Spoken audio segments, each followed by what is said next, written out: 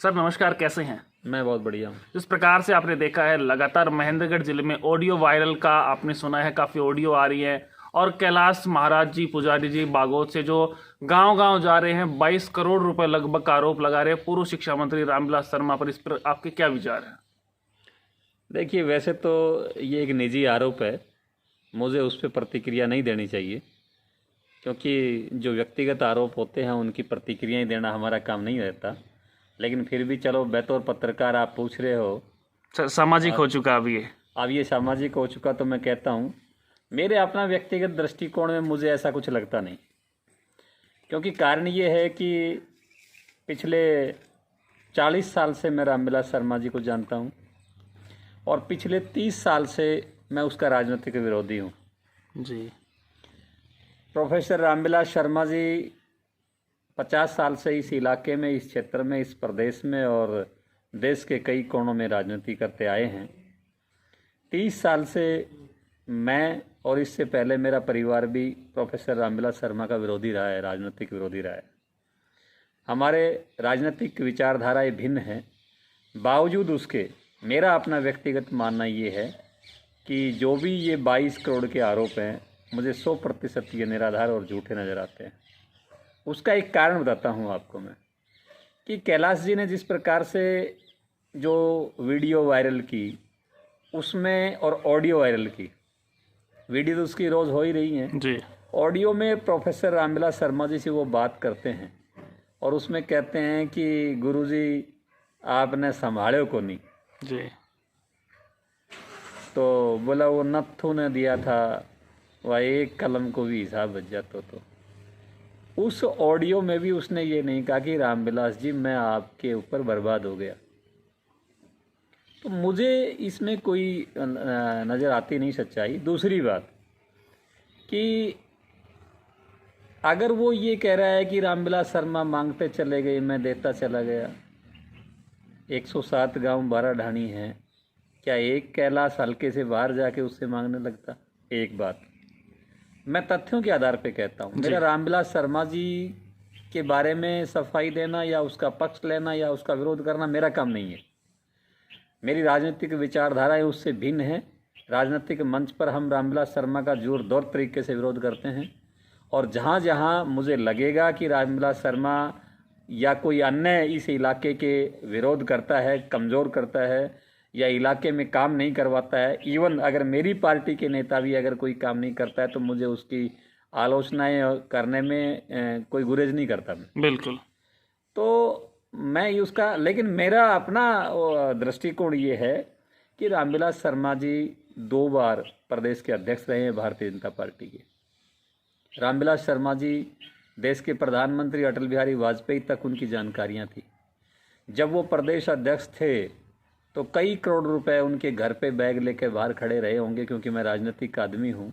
राजनीति में जिस प्रकार की सौदेबाजियाँ चलती हैं मैं देखता भी हूँ, समझता भी हूँ।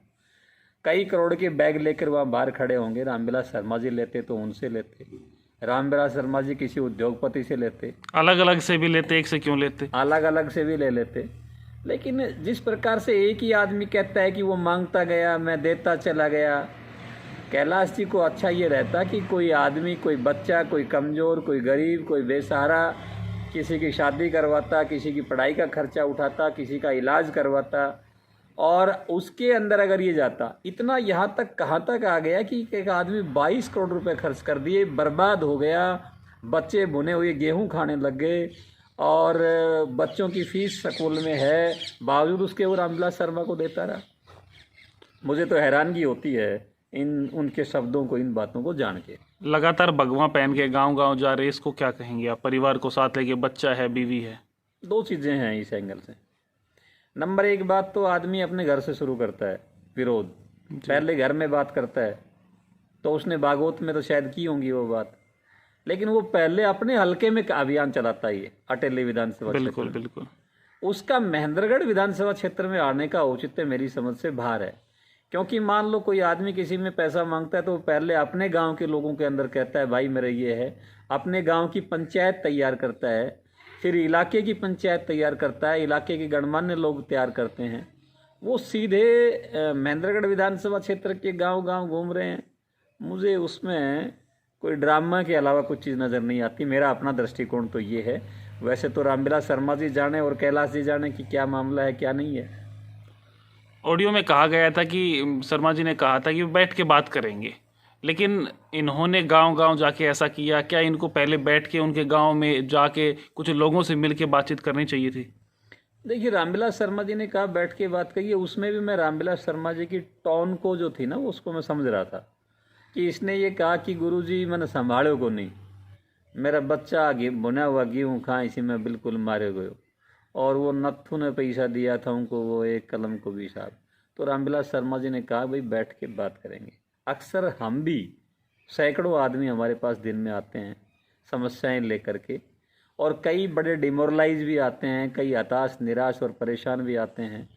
तो उनको हम यही कहते हैं कि बैठ के बात करेंगे, आपसे तसल्ली से बात करेंगे, चिंता ना करो, आपके साथ गलत नहीं होगा, आप अच्छा ही रहेगा। उनको मोटिवेट करने के लिए कि ताकि वो ज़िंदगी में डिमोरलाइज ना हो। मेरे ख्याल से शायद वो एंगल था। नहीं, एक गरीब आदमी से देखिए, कोई आदमी मैं भी किसी राजनीतिक पार्टी से हूँ और मेरी राजनीतिक पार्टी के नेता भी यहाँ हैं इस इलाके में, और मैंने भी 15-20 साल बहुत ही बेहतर बहुत अच्छी दोस्ती बिताई है।